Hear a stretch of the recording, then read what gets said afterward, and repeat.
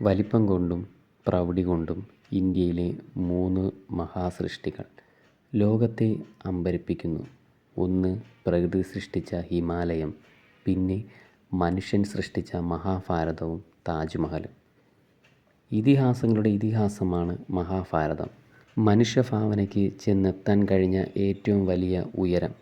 ലോകത്തിൽ എന്തെല്ലാമുണ്ടോ അതെല്ലാം അതിലുമുണ്ട്.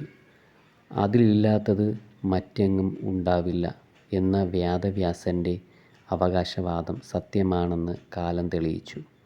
അണുബോംബിൻ്റെ ആദ്യ പരീക്ഷണം നേരിൽ കണ്ടപ്പോൾ അതിൻ്റെ സൂത്രധാരനായ ഓപ്പൺഹൈമറും പറഞ്ഞതിതായിരുന്നു.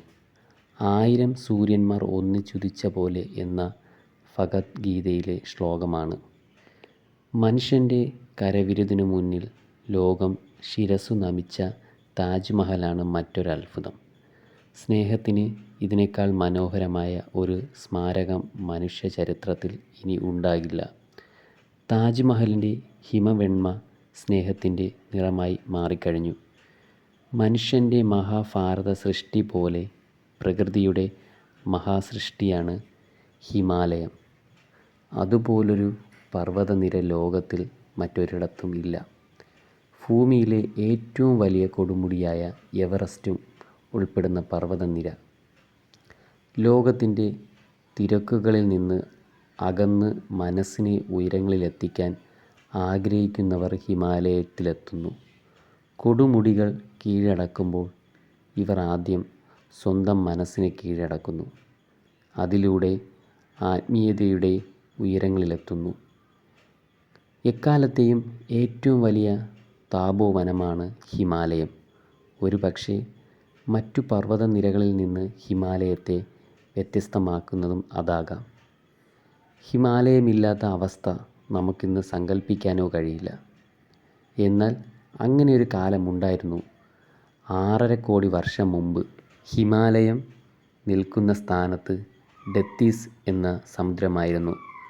ഭൂഖണ്ഡങ്ങൾ കൂട്ടിയിടിച്ച് സമുദ്രം അപ്രത്യക്ഷമായി ഹിമാലയം ഉയർന്നുവെന്ന്. ഭൂഖണ്ഡങ്ങൾ ഇനിയും കൂട്ടിയിടിച്ചേക്കാം, പർവ്വതങ്ങൾ ഇനിയും ഉയർന്നു വന്നേക്കാം. ഹിമാലയത്തേക്കാൾ വലിപ്പം അവയ്ക്കുണ്ടായേക്കാം. പക്ഷേ ഒരു ജനവിഭാഗത്തെ ഇത്രത്തോളം സ്വാധീനിക്കാൻ ആ പർവ്വതത്തിന് കഴിഞ്ഞേക്കില്ല. ഭാരതീയർക്ക് ഹിമാലയം വെറുമൊരു പർവ്വതമല്ല, ദേവതുല്യനായ പർവ്വതശ്രേഷ്ഠനാണ്. ഭൂമിയുടെ അതിർവരമ്പാണ്, അളവുകോലാണ്. നമ്മുടെ പുരാണങ്ങളും ഇതിഹാസങ്ങളുമെല്ലാം ഹിമവാൻ നിറഞ്ഞു നിൽക്കുന്നു. പരമശിവൻ്റെ പത്നിയായ പാർവതിയുടെ പിതാവാണ് ഹിമവാൻ.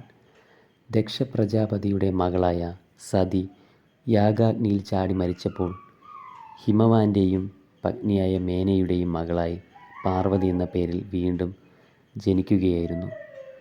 പരമശിവൻ്റെയും പാർവതിയുടെയും താമസ സ്ഥലമായ കൈലാസം ഹിമാലയത്തിലാണ്.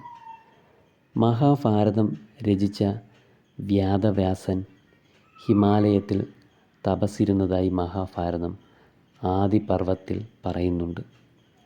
പാണ്ഡവരുടെ അച്ഛനായ പാണ്ഡു കാളകൂട പർവ്വതത്തെയും ഹിമാലയത്തെയും മറികടന്നാണ് ഗന്ധമാദനത്തിലെത്തിയത്.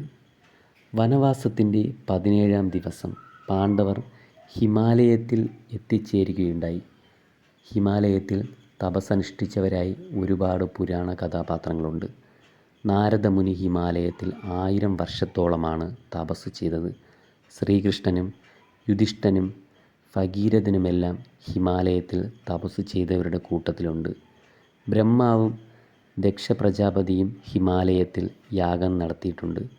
മരുത്തൻ എന്ന രാജാവ് ഹിമാലയത്തിൽ വച്ച് ഒരു വലിയ യാഗം നടത്തുകയുണ്ടായി.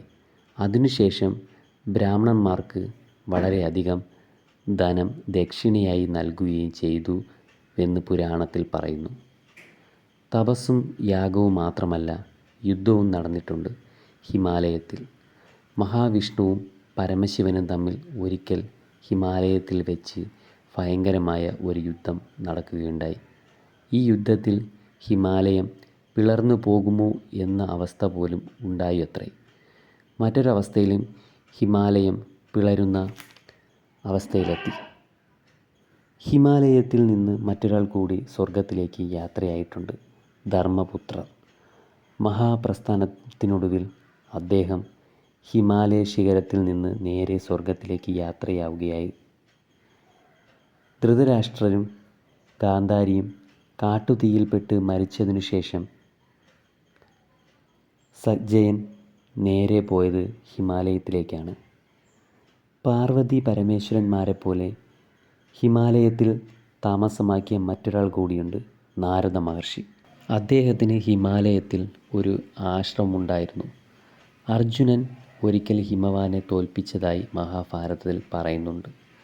കർണനും മറ്റൊരിക്കൽ ഹിമാലയത്തിലെ സകല രാജ്യങ്ങളും കീഴടക്കിയത്രേ.